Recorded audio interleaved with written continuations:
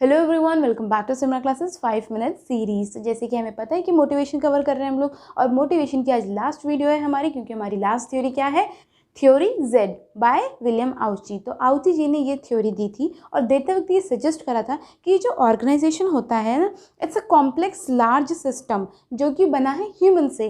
तो इसकी क्वालिटी और इसकी इफेक्टिवनेस डिपेंड करता है कि किस क्वालिटी का ह्यूमनिज्म आप यूज़ कर रहे हैं अपने ऑर्गेनाइजेशन में। तो ये जो थ्योरी है रिवॉल्व करती है 3 मेन एलिमेंट्स पे, विच आर व्हाट। सबसे पहला है trust, second is subtlety and third one is intimacy.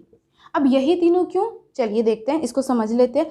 Trust, किसी भी ऑर्गेनाइजेशन में ट्रस्ट होने से क्या होता है, हमारे कन्फ्लिक्ट्स रिड्यूस हो जाते हैं, कम्युनिकेशन एक बहुत अच्छा सा स्टैब्लिश हो जाता है। And second is subtlety. अब सटल्टी मीन्स क्या होता है, सटल्टी मीन्स होता है कि आप दूसरों की फीलिंग्स के लिए भी ना सेंसिटिव रहो, ऐसे नहीं इनसेंसिटिव हो जाओ कि वो इंसान क्या फील कर रहा है। उससे एक ऑर्गेनाइजेशन में इन्वायरमेंट जो है ना वो थोड़ा नेगेटिव हो जाता है अगर सेंसिटिव नहीं हो आप तो।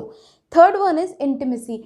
इंटिमेसी का मतलब यहाँ पे होगा कि आप किसी को कितना सपोर्ट करते हो, किसी के लिए कितनी केयर करते हो। जितने ज़्यादा एक केयरिंग और सपोर्टिव नेचर होगा मैनेजमेंट का एम्प्लॉयज़ के साथ, ऑर्गेनाइजेशन उतना ही फ्लरिश होगा, उतना ही ज़्यादा डेवलप होगा। तो हमारे इन 3 मेन फीचर्स पे, देयर आर मोर फीचर्स जिसके बारे में हम बात करेंगे, बट इन 3 मेन फीचर्स पे हमारा थ्योरी जेड बेस्ड है। अब बच्चों, ये जो theory Z X and Y हमने करी हैं, ये जो है ना, ये फॉर्म ऑफ ऑर्गेनाइजेशन में कन्वर्ट हो जाती हैं। अब देखिए, ये हमारे मेन कॉन्सेप्ट होगा जिस पे एक ऑर्गेनाइजेशन बेस करेगा। अगर हमारा ऑर्गेनाइजेशन थ्योरी एक्स को फेवर करता है तो वो क्या कहेगा, वो तो अपने एम्प्लॉयज़ को बिल्कुल भी छूट नहीं देगा, वो बिल्कुल भी डिसीजन मेकिंग पावर ही नहीं देगा, है ना, सेंट्रलाइजेशन वहाँ पे रहेगा। और जो थ्योरी वाई में बिलीव करता होगा वो डिसेंट्रलाइजेशन की तरफ चला जाएगा। और जहाँ पे थ्योरी जेड का कॉन्सेप्ट ज़्यादा अच्छा होगा वहाँ पे वो लोग क्या करेंगे, वो इन 3 चीज़ों पे ज़्यादा ध्यान देंगे, वो ट्रस्ट बिल्ड करेंगे, वो इंटीमेसी के साथ रहेंगे। Intimacy leads to informal structure, और एक इनफॉर्मल स्ट्रक्चर कभी भी गलत नहीं होता ऑर्गेनाइजेशन के लिए, बस उसे इफेक्टिवली मैनेज करना आना चाहिए।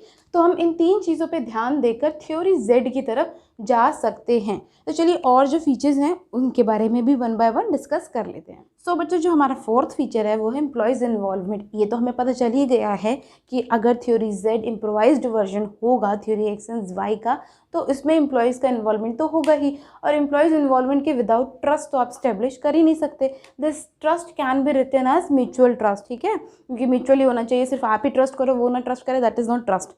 ओके, सो एम्प्लॉयज़ इन्वॉल्वमेंट कहाँ कहाँ पे, मैनेजमेंट के डिसीजन मेकिंग पे होना चाहिए। और हमारे जब डिसेंट्रलाइज करें तो इसका मतलब एम्प्लॉयज़ का इन्वॉल्वमेंट के साथ साथ डिसेंट्रलाइजेशन भी इसका एक पार्ट हो जाएगा। चलिए इसका नेक्स्ट वाला फीचर देखते हैं। नेक्स्ट वाला feature is informal control system. Didn't I tell you कि इनफॉर्मल ऑर्गेनाइजेशन कभी भी गलत नहीं होती हैं, बस उसको इफेक्टिवली मैनेज करना आना चाहिए। इसी तरीके से अगर हम इनफॉर्मली कंट्रोल करेंगे इस वाली ऑर्गेनाइजेशन में, मतलब फॉर्मली किसी को एक स्ट्रिक्ट मैनुअल पकड़ा दिया कि ये आप कर ही नहीं सकते, तो वहाँ पे जो अथॉरिटी है ना वो आ जाएगी, वो बैरियर आ जाएगा। वो बैरियर तो हमें लाना नहीं है, तभी तो एक म्यूचुअली ट्रस्ट और एक 2 वे कम्युनिकेशन डेवलप करवा पाएंगे ना हम लोग। तो यहाँ पे हम लोग जो रखेंगे वो इनफॉर्मल सिस्टम ऑफ कंट्रोल रखेंगे, ठीक है। चलिए नेक्स्ट वाले पे बढ़ते हैं। अब ये तो हमें पता ही है, फ्योल जी ने भी बता दिया है कि विदाउट कोऑर्डिनेशन हम किसी भी काम को इफेक्टिवली और एफिशिएंटली तो कर नहीं सकते। तो कोऑर्डिनेशन भी हमें इसमें इस्टेब्लिश करना बहुत ज़्यादा ज़रूरी है। नाउ अगर मैं देखूँ 7 तो मैं इसी से निकाल सकती हूँ। बहुत सारे फीचर्स हम खुद ही जनरेट कर लेते हैं जब हमें थ्योरी के बारे में पता चल जाए। तो थ्योरी तो हमें पता चल गई है कि थ्योरी बेस करती है बेसिकली इन 3 एलिमेंट्स पे, ये उसी से रिलेट ही तो कर रहे हैं ना ये सारे। अब अगर मैं 4th में यहाँ पे रख लूँ कि ह्यूमन रिसोर्स मैनेजमेंट या ह्यूमन रिसोर्स प्लानिंग, तो उसमें क्या हो जाएगा कॉन्सेप्ट कि हमारे ह्यूमन रिसोर्स को मैनेज करना है, क्योंकि हमारा जो पूरा का पूरा ऑर्गेनाइजेशन है वो ह्यूमन से बना है, तो उनको मैनेज करना तो इफेक्टिवली आना ही चाहिए। तो नेक्स्ट वाले में ह्यूमन रिसोर्स मैनेजमेंट ही लिख देते हैं, HRM। ओके, अब बच्चों आप लोगों को एक बात बताती हूँ, थ्योरी जेड जो है ना वो बेस्ड है हमारे अमेरिकन मैनेजमेंट मॉडल के ऊपर एंड जापानीज मॉडल मैनेजमेंट के ऊपर।